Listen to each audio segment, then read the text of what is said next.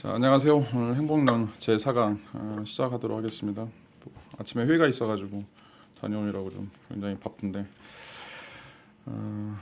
이제 코로나가 좀 많이 잦아들고 있어서 좀 기쁜 것 같아요.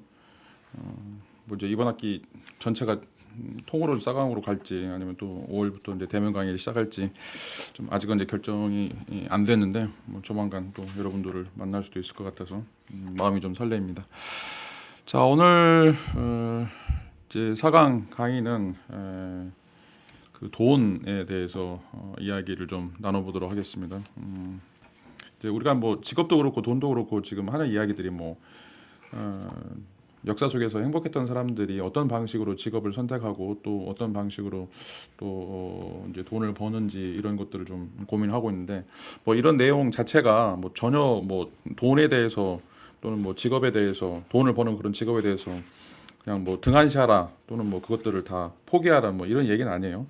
우리가 이제 자본주의 사회에 살고 있기 때문에 어쩔 수 없이 돈도 벌어야 되고 돈을 벌 수 있는 이제 직업도 찾아야 되는데 자, 그런데 이제 하루에 1시간이나 뭐 하루에 10분이나 잠시 우리가 사는 삶에 대해서 뭔가 좀 반성해 보면서 다시 반추해 보면서 어떤 방식으로 우리가 돈을 벌고 또 어떤 방식으로 이제 직업을 꾸려 나갈지에 대한 어떤 고민들 이제 이거를 하고 안 하고가 큰 차이라고 생각이 돼요.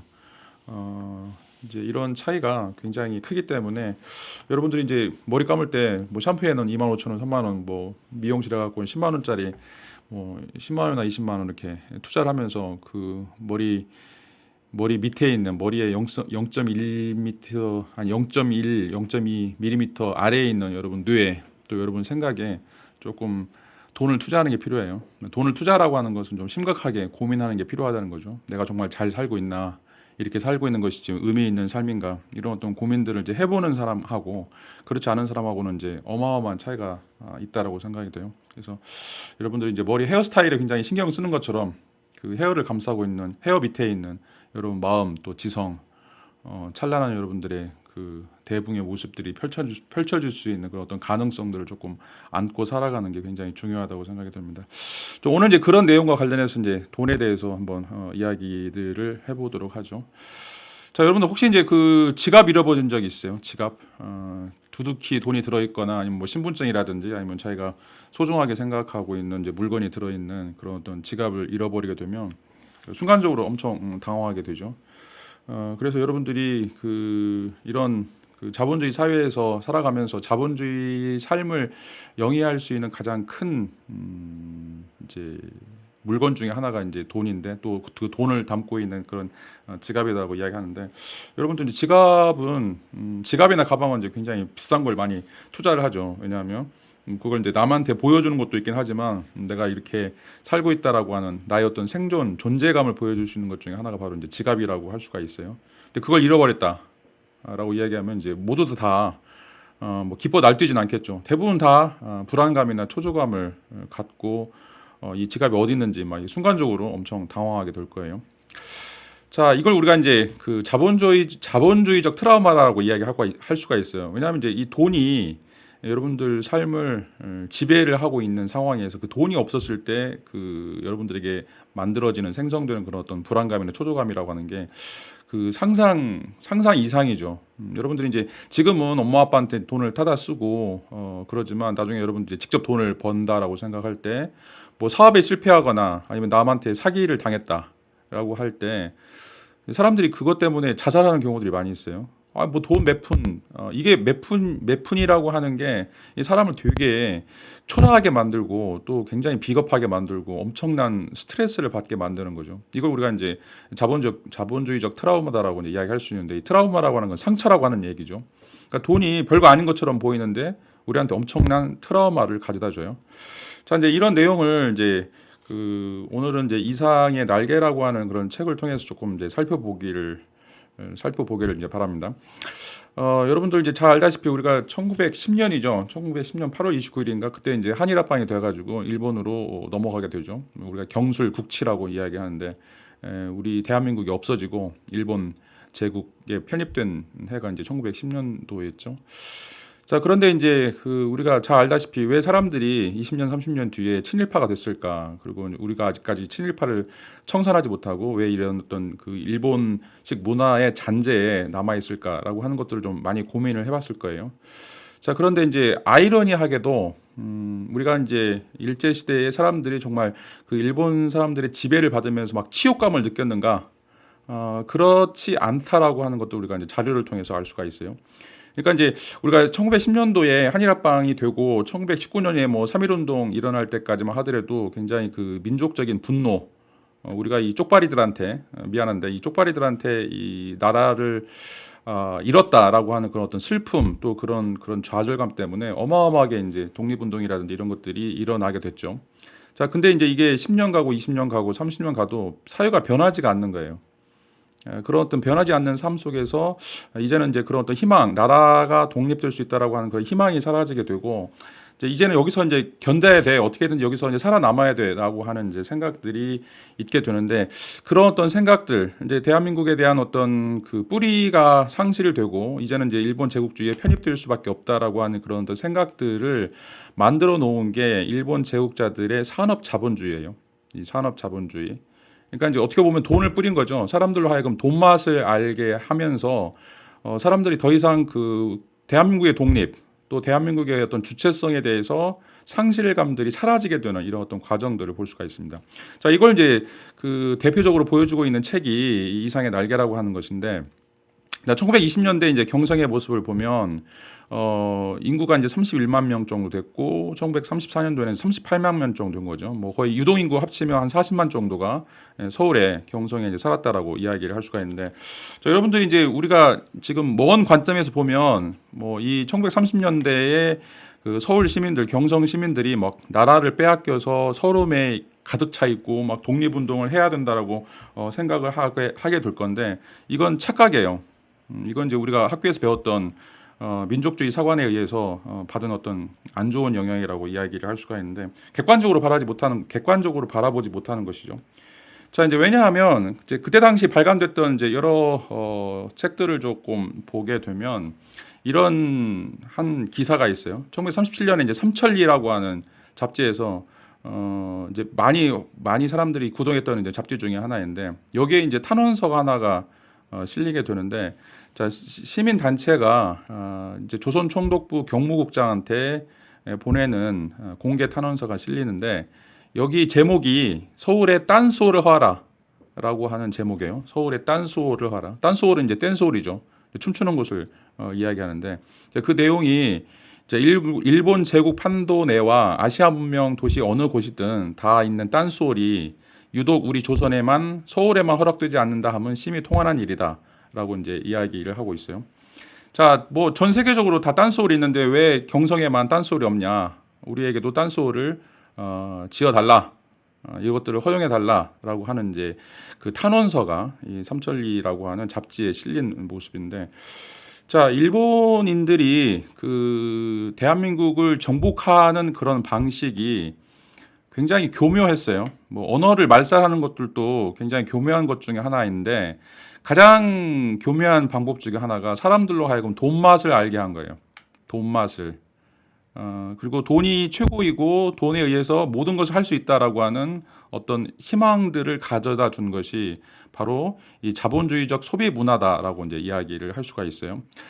그래서 이 경성 시민들은 이제 나라를 잃어버린 것도 생각도 안 나고 독립운동을 해야 된다라고 하는 것도 생각도 안 나고 조선이라고 하는 그런 어떤 민족적 정체성도 생각이 없고, 대부분의 대중들은 물론 이제 몇몇 지식인들이나 뭐 선각자들이나 독립운동가들은 뭐 열심히 이제 나라의 독립을 생각했겠지만 대부분의 경성 시민들은 이 달콤한 유흥, 달콤한 환락에 빠져서 어떻게 하면 돈을 흥청망청 쓸 수 있을까, 또는 어떤 그런 흥청망청 돈을 어떻게 하면 벌 수 있을까라고 하는 생각들만 가지고 있었다는 거죠. 그래서 이 20년대, 30년대 조선에서 가장 발달한 산업 중에 하나가 도박과 매춘이에요. 도박과 매춘.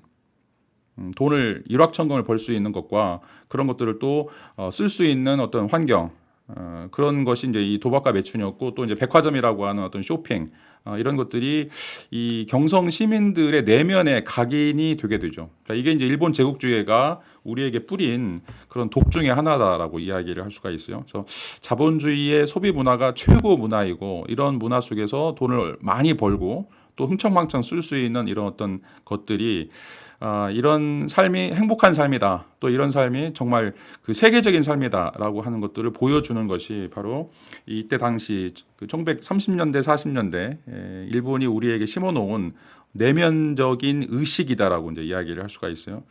자, 이런 어떤 그 제국의 상황, 이 제국의 상황에서 이 자본주의에 대해서 막 희열을 느끼고 자본주의에 대해서 민감하고 또 그 자본주의를 찬양했던 그런 문화를 또 담고 있는 이제 그 작가가 있는데 그 사람이 바로 이제 천재, 우리가 보통 천재라고 부르는 오감도를 쓰고 이 날개를 그 지었던 우리 이상이라고 하는 사람이에요.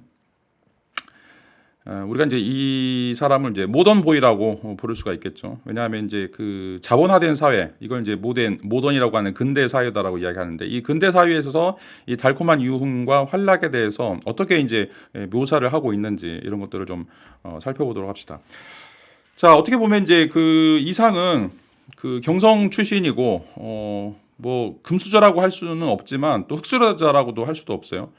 근데 이제 금수저에 어떤 포함되는 사람이라고 이야기할 수 있는데, 자, 경성의 중인 계급 출신이었고, 그다음에 이제 경성 고등학교 고등공업학교 출신이고, 이제 공고 출신이죠. 경성 공고 출신이고, 뭐 옛날에는 초등학교 나오기도 힘든데 고등학교를 졸업했다. 1930년대 20년대 30년대 고등학교를 졸업했다라고 이야기하는 거 굉장히 엘리트고 돈도 많고 굉장히 똑똑한 사람이다라고 이야기를 할 수가 있어요. 자, 그래서 바로 조선 총독부의 기사로 취업을 하게 되죠. 자, 이제 이 이상은 자신의 어떤 소설이나 시에서 이 경성에서 전개되어 있는 어떤 화려한 모던 세계에 대해서 매혹감들을 가지게 되고 또 어떤 진정한 원형인 일본을 이제 동경을 하게 됩니다. 그래서 나중에는 그 일본 동경까지 찾아가게 돼요. 정말 그 모던 세계가 어떤 세계인지 이 자본주의 세계의 정점이 어떤 것인지를 보기 위해서 일본 동경까지 가죠. 근데 또 거기서도 이제 실망하게 돼요. 왜냐하면 이제 미국이나 이제 그 유럽에서 발달한 그런 자본주의 문화를 어떻게 보면 그냥 벤치마킹 한 것이지 그것을 그냥 따와서 만들어 놓은 것들이지 여러 가지 건물들을 보면서 이제 또 실망하게 되죠. 그래서 미국으로 가고 싶어 하고 또 파리로 가고 싶어 하는 그런 어떤 내용들이 이상이 이제 자기가 쓰고 있는 수필집에서 드러나고 있어요. 자, 하여튼 뭐가 됐든지 간에 이제 이 이상이 쓰고 있는 문학에서 그가 이제 드러내려고 하고 있는 요소들은 그러니까 1930년대 지성인들이 자본주의라고 하는 이 모던 세계를 어떻게 체험하고 있는가. 대부분의 사람들은 다 긍정적으로 체험하게 돼요. 그리고 이제 그런 세계가 굉장히 좋고 아름답고 행복한 세계다라고 이제 생각하게 되는데 이런 세계가 과연 이제 바람직한 것인가라고 하는 것을 우리가 이제 한번 좀 역으로 추적을 해 보면서 이 돈에 의해서 지배되고 있는 세계 또 돈을 쭉 추구하고 있는 어떤 세계 이런 세계들이 과연 정말 행복한 세계인지 우리에게 뭔가 시사점을 줄 수 있는 그런 세계인지라고 하는 것들을 좀 살펴보도록 합시다. 자, 그 이상의 날개를 이제 여러분들이 대부분 다 읽어보거나 한 번 정도는 이제 들어봤을 텐데, 읽어본 사람들은 이제 그 이런 구절이 조금 인상이 남을 거예요. 자, 내객이 아내에게 돈을 놓고 가는 것이나, 아내가 내게 돈을 놓고 가는 것이나, 일종의 쾌감, 그 외에 다른 아무런 이유도 없는 것이 아닐까 하는 것을 나는 이불 속에서 연구하기 시작했다. 쾌감이라면 어떤 종류의 쾌감일까? 그것을 계속해서 연구하였다. 나는 아내 이불 위에 엎드러지면서 바지 포켓 속에서 그 돈 5원을 꺼내 아내의 손에 쥐어진 것을 간신히 기억할 뿐이다. 이튿날 잠이 깨어났을 때 나는 내 아내 방 아내 이불 속에 있었다. 이것이 이 33번지에 살기 시작한 이래 내가 아내 방에서 잔 맨 처음이었다. 라고 이제 이야기를 하고 있죠. 자, 여기서 지금 등장하는 이제 용어들은 돈이라고 하는 용어가 계속해서 이제 반복적으로 나오고 있어요. 자, 그래서 뭐 5원, 2원 또 내객 손님들이 놓고 가는 돈, 아내가 내게 준 돈 이렇게 이야기하는데, 자, 이 이제 이상의 날개의 그 줄거리는 그 이 주인공은 돈이라고 하는 것을 전혀 알지 못하는 사람이에요. 그래서 이 아내가 자기 집에서 매춘을 해요. 이제 매춘을 하는데 그 매춘을 할 때 남편이 있으면 굉장히 불편하니까 남편에게 아스피린이라고 속이면서 최면제를 넘겨주죠. 그래서 자게 돼요. 이제 그 사이에 이 아내가 이제 매춘을 하면서 돈을 벌게 되죠.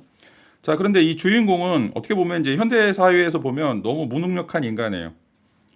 또 이제 아내가 낮에는 바깥에 나가서 이제 몸을 팔러 갔는데 집에 혼자 남아가지고 볼록 렌즈 갖고 휴지를 태우는 이런 어떤 아이 같은, 어떻게 보면 굉장히 동심이 많은 소년이라고 이야기할 수 있는데, 자본주의적인 관점에서 보면 너무 무능력한 사람이죠. 아내를 매춘을 시킬 수밖에 없는, 뭐 아내도 얼마나 답답하겠어요.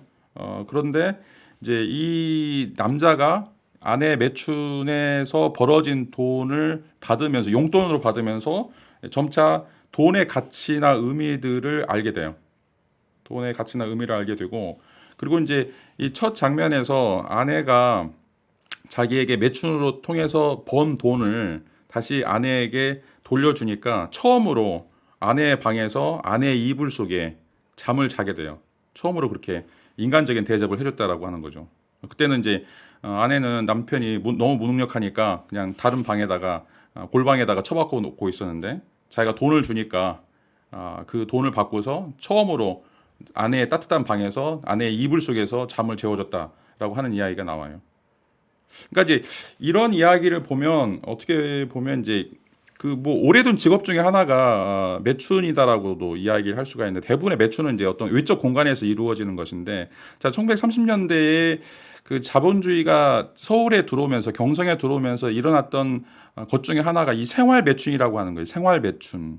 그러니까 이제 돈을 벌기 위해서는 기존의 어떤 부부 관계, 부부의 어떤 윤리, 이런 어떤 가족이라고 하는 그런 윤리조차도 이제 무시되거나 아니면 그것들을 포기하게 되는 이런 어떤 형태의 돈벌이들이 유행하게 된다라고 이제 이야기하는 거죠. 그러니까 어떻게 보면 이 최소한의 어떤 그 관계 유지를 위한 어떤 윤리나 근본 뭐 이런 것들까지도 포기하게 되고, 돈을 벌기 위해서는 이제 수단과 방법을 가리지 않는 이런 어떤 모습들이 이 조선시대에 이제 조선시대의 그런 어떤 윤리적인 그런 사회가 무너지고 나서, 그러니까 일본이 자본주의라고 하는 어떤 돈의 문화들을 이식하게 되면서 조선 사회에서, 아니 이제 이 경성 사회에서 벌어지고 있는 그런 내용이다라고 이제 이야기를 할 수가 있어요. 또 이제 다른 구절을 좀 보면, 정신이 한결 난다. 나는 지난밤 일을 생각해 보았다. 그 돈 5원을 아내 손에 쥐어주고 넘어졌을 때 느낄 수 있었던 쾌감을 나는 무엇이라고 설명할 수 없었다. 그러나 내객들이 내 아내에게서 돈을 놓고 가는 심리며 내 아내가 내게 돈 놓고 가는 심리의 비밀을 나는 알아낸 것 같아서 여간 즐거운 것이 아니다. 나는 속으로 빙그레 웃어보았다. 이런 것을 모르고 오늘까지 지내온 내 자신이 어떻게 우스꽝스러워 보이는지 몰랐다. 나는 어깨춤이 났다. 따라서 나는 오늘 밤에 외출하고 싶었다. 그러나 돈이 없다. 나는 어쩌녁에 그 돈 5원을 아내에게 주워버린 것을 후회하였다. 뜻밖에도 내 손에 쥐어지는 것이 있었다. 2원밖에 없었다. 그러나 많아야 맛은 아니다. 얼마가 아니고 있으면 된다. 나는 그만한 것이 여간 고마운 것이 아니었다. 나는 기운을 얻었다. 나는 그 단벌 다 떨어진 골덴 양복을 걸치고 배고픈 것도 주제사는 것도 다 잊어버리고 활개짓을 하면서 또 거리에 나섰다. 라고 이제 이야기를 하고 있어요. 자, 이 돈이다라고 하는 것을 알아가면서 주인공이 쾌락이라고 하는 것들을 느끼게 되는 거죠. 그리고 그런 어떤 돈을 통해서 마지막 구절에 있는 것처럼 활개짓을 할 수 있다라고 하는 거, 뭔가 날아갈 수 있다라고 하는 거, 돈이 날아갈 수 있도록 만들어 준다라고 하는 어떤 이 자본주의 심리들을 처음으로 깨닫게 되면서, 자, 이런 방식으로 삶을 살아가는 게 어떤 진정한 행복이다라고 이제 이야기를 하게 되는 거죠. 그러니까 이 날개에서 처음에 주인공은 돈을 모르는 천진난만한 아이로부터 이제 출발하게 되는데, 그 아내의 매춘을 통해서, 또 아내가 매춘을 통해서 벌어들인 돈을 자신이 뭐 조금씩 용돈으로 받게 되면서 이 자본주의에 대해서 알아가게 되고, 그 자본주의를 아는 방식이 자기 부인이에요. 자기 부인이 자기로부터 돈을 받았을 때 그 부인이 그 매춘하는 그런 고객들에게 하는 그런 서비스를 해준다는 거죠. 친절하게 대해주고 몸을 주고 뭐 이런 방식의 어떤 삶을 보면서, 돈이 저렇게 차가운 사람도 움직일 수 있고 내가 저 사람들을 지배할 수 있다라고 하는 방식으로 어떤 쾌락 또는 어떤 그 사고방식의 전환이라고 하는 것들이 일어나게 된다는 거죠. 이걸 이제 이상은 활개짓이다라고 이야기를 하고 있어요. 그리고 이 돈 때문에 손님이라든지 아내라든지 자기가 어떤 방식으로 바뀌게 되는지 그런 어떤 심리적인 어떤 구조들 이런 것들을 좀 파악하게 되는 거죠. 자, 그런데 이제 여기서도 좀 이상한 것이 아내 입장에서 이 돈을 알아버린 남편의 존재가 굉장히 부담스러운 거죠. 그래서 이 부담스러운 존재이기 때문에 어떻게 보면 이런 부담들을 제거하기 위해서 남편에게 수면제를 먹여서 이런 사실들을 모르게 하는 이런 어떤 장면이 나오게 되는데 남편이 돌아다니면서 이제 비를 맞아가지고 감기에 걸리니까 아스달린이라고 하는 최면제를 아스핀이라고 이제 속여서 먹게 되는 거죠. 그렇게 해야 아내가 아무 꺼리낌 없이 매춘을 할 수 있었기 때문에 그렇다는 거죠. 자기 남편임에도 불구하고. 자, 여기서 이제 이상은 이 매춘이라고 하는 어떤 돈을 벌어가는 어떤 과정과 그다음 그 매춘 때문에 발생하고 있는 어떤 전통적인 부부 윤리의 어떤 부담들 이런 어떤 심리적인 부담. 그러니까 돈을 벌어서 행복하긴 하는데 뭔가 해결되지 않는 어떤 그 심리적인 그런 요소들이 있다라고 하는 거죠. 그러니까 돈을 벌면 행복해져야 되는데 왜 돈을 벌면 부담이 생기는지. 뭐 수단과 방법을 가리지 않고 돈을 버는 것이 과연 이렇게 버는 것이 좋은 것인지에 대한 이야기를 하고 있죠. 그리고 이 둘의 어떤 부부 사이를 이야기하면서 남녀 관계이긴 하고 또 부부 관계이긴 한데 전혀 사랑이라고 하는 것이 이 애틋한 감정이라고 하는 것이 들어가 있지 않다라고 하는 거죠. 오히려 이 돈이라고 하는 것 때문에 이 손님과 아내 또 아내와 나라고 하는 것이 어떻게 보면 상품의 교환처럼 이것들이 서로 주고받는 돈에 의해서 주고받고 있는 그러면서도 그것이 너무 부자연스러운 거예요. 거기서 이제 윤리감을 느껴서 아내는 남편한테 그 최면제를 먹여가지고 잠을 재우고 이런 어떤 과정들. 또 자기가 또 돈을 받았을 때 남편을 골방에서 자기 어떤 방으로 따뜻한 방으로 옮겨서 같이 잠을 자는 것. 뭐 이런 것들을 또 보면 자 1920년대 30년대 아까도 얘기했던 것처럼 일본 제국주의가 돈이라고 하는 자본주의라고 하는 것들을 뿌려 놓으면서 자 모든 것들이 다 바뀌고 있다라고 하는 것들을 알 수가 있어요.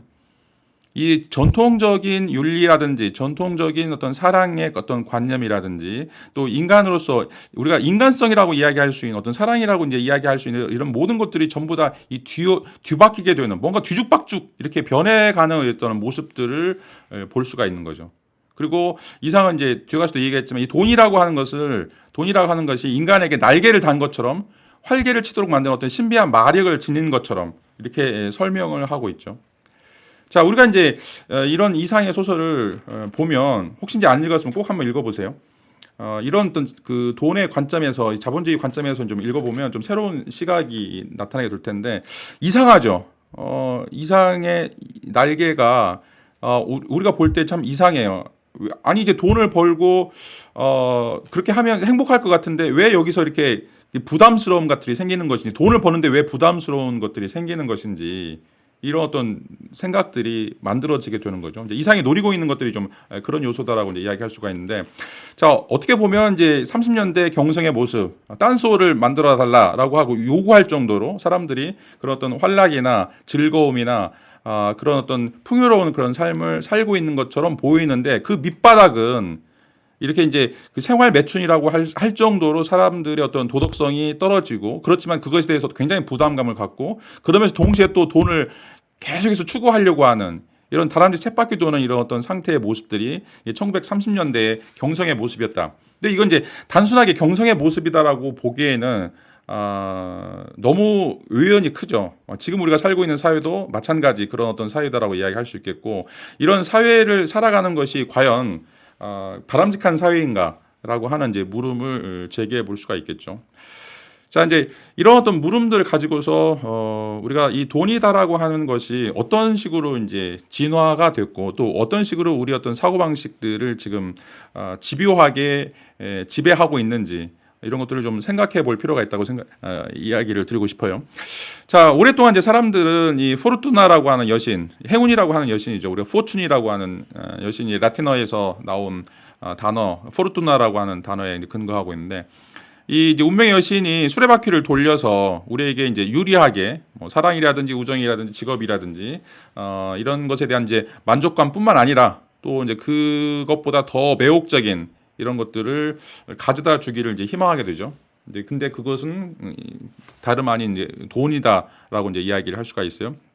자, 여러분들이 아무리 사랑해도, 아무리 우정을 갖고 있다고 하더라도, 아무리 훌륭한 직업을 가지고 있다고 하더라도 돈이 없다, 돈이 결여돼 있다라고 이야기하면 굉장히 이제 힘들어지게 되죠. 여러분들 이제 나중에 뭐 CC들 커플들 누가 이제 둘 중에 하나가 먼저 취업하게 되면 이제 고무신 거꾸로 신는 경우들이 이제 많이 있게 되는데, 그 이유 중에 하나가, 자, 남자든지 여자든지 먼저 직장 생활을 하게 되면 이제 직장 생활의 화려함을 보는 거예요.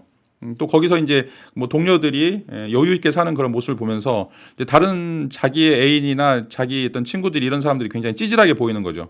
그러니까 이제 멀어지게 되는 거예요. 나는 저 사람들하고 다르다라고 생각하는 거죠. 자, 이게 돈이라고 하는 것이 이제 있고 없고에 따라서 사랑도, 우정도, 이런 어떤 직업도 굉장히 큰 차이가 있는 것처럼, 어떻게 보면 이제 인간관계를 파괴하는 이런 경우들이 많이 있죠. 우리가 이제 우리나라도 이혼율이 거의 50% 넘게 되는데, 50%의 이혼율 중에 둘 중에 하나, 그러니까 두 가지 정도 이유 중에 하나인데, 하나는 이제 배우자 부정이든지, 하나는 돈 문제예요. 이게 이제 상위 이혼 사유에 크게 자리 잡고 있는 두 가지 이유다라고 이야기할 수가 있겠죠. 돈이라고 하는 것이 사람 관계, 끈끈한 부부 관계도 순식간에 날려버릴 수 있는 이런 어떤 그 마법적인 효력을 가지고 있다라고 이제 이야기를 할 수가 있어요. 그렇기 때문에 우리가 이제 그 돈에 대해서 이제 집착하게 되는데, 그 돈에 집착하게 되는 이제 이유가 바로 이 돈이라고 하는 것은 이제 동결된 욕망이기 때문에 그렇다라고 이제 이야기를 할 수가 있어요. 이 동결된 욕망이라고 하는 것은, 돈이라고 하는 것은 이제 무한한 욕망과 갈망을 만족시킬 수 있는 수단으로 변모할 수 있다라고 하는 거죠. 그래서 돈만 있으면 뭐 엽총이든지 매춘이든지 뭐 성형수술이든지 사교육이든지 어떤 것이든지 다 할 수 있는, 자, 이게 이제 자본주의 사회죠. 산업 사회의 어떤 그 결과물이라고 이제 이야기할 수가 있는데, 이렇게 할 수 있기 때문에 이런 모든 것을 할 수 있는, 그러니까 유일한 뭐 신과 같은 그런 존재이기 때문에 우리가 이제 돈을 원하지만, 그렇지만 돈에 대해서 아까도 이제 그 이상의 날개처럼 평판이 좋지가 않아요. 돈을 많이 벌긴 벌지만 그것과 동시에 뭔가 허전함이라든지 뭔가 불안감이라든지 뭔가 어떤 낯선 감들이 있다라고 이제 이야기를 할 수가 있어요. 그러니까 이상의 날개처럼 아내가 매춘을 하지만 그거를 조금씩 알아가는 그 남편이 굉장히 부담스러워지는 것이다라고 이제 이야기를 할 수가 있겠죠. 뭐 여러분 이제 잘 알다시피 그 프리지아 왕, 그 미다스 신화를 이제 여러분 알고 있죠. 이 신화에 나오는 이제 미다스 왕은 돈을 벌고 싶어서 자신이 만지는 모든 것마다 다 황금이 될 수 있는 그런 사람이 되기를 이제 기도를 하죠. 그래서 이제 제우스 신이 이제 이 사람에게 황금손을 주게 되는데, 뭐든지 만지게 되면 이제 황금으로 변하는 거죠. 근데 이제 결말에는 자기 딸이 이제 다가오는 것들을 보고 이제 스스로 안게 되는데, 잊어버리고 이제 안게 되는데, 그래서 이제 자기 딸도 황금이 되는 이런 어떤 과정을 이제 보여주고 있는 것이 이제 그 마이더스 왕이라고 하는, 영어로 마이더스 왕의 이제 신화라고 이제 이야기를 할 수가 있어요.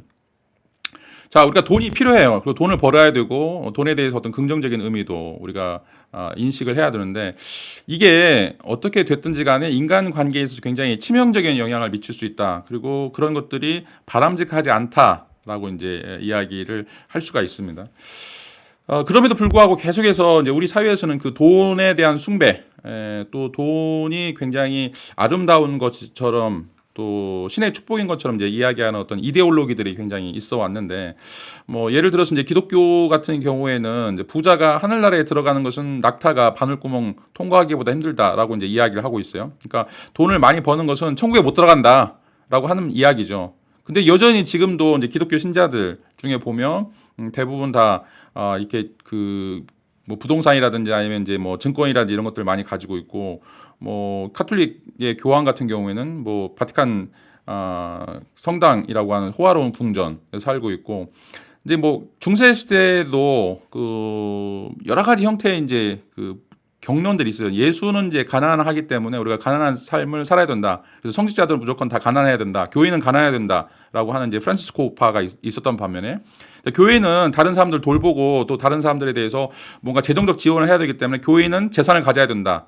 라고 하는데 베네딕트파 이렇게 나눠가지고 이제 그 예수의 삶이라고 하는 것이 과연 돈이 필요한가 필요하지 않은가 뭐 이런 것들에 대해서 이제 왈가왈부하고 있었는데 지금 현실적으로 보면 대부분의 이제 서구 자본주의 특별히 이제 기독교 국가들을 보면 이렇게 어떤 호화로운 삶을 살고 있는 입으로는 굉장히 이제 부자가 하늘나라에 들어가는 것이 불가능하다라고 이야기하고 있지만 대부분의 이제 이 프로테스탄트라든지 아니면 이제 카톨릭 교도들은 중산층 이상의 어떤 삶들을 살고 있죠. 말과 좀 거꾸로. 그리고 이제 14세기 단테의 신곡을 읽어보면 뭐 고리 대금업자 이런 사람들은 지옥의 아랫목에 들어간다라고 이제 이야기를 하고 있어요. 어떻게 보면 이제 돈을 그 불합리하게 돈을 굉장히 그 정도 이상으로 버는 사람들은 신의 심판이 있을 것이다라고 이제 이야기를 하고 있는데 또 그럼에도 불구하고 또 우리는 이 돈에 대해서 어떤 이러한 욕망들을 이제 포기할 수 없는 것들이죠. 자, 그렇다면 이번 시간에 이제 우리가 다뤄야 될 그런 주제들은 돈을 어떻게 보고, 그러니까 돈을 무시할 수는 없어요.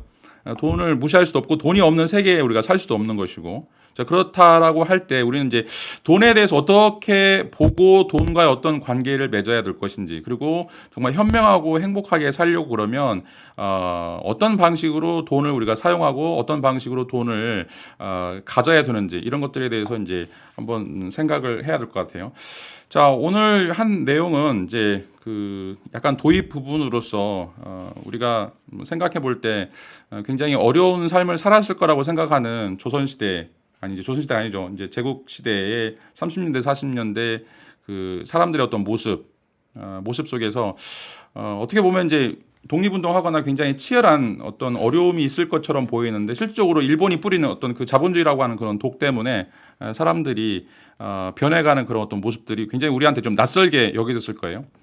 그렇게 보면서 이게 과연 이제 바람직한 삶인지 이렇게 사는 것들이 과연 올바른 삶인지에 대한 어떤 고민들이 있게 되는데 그것은 이 돈이 전부가 아니다라고 하는 거.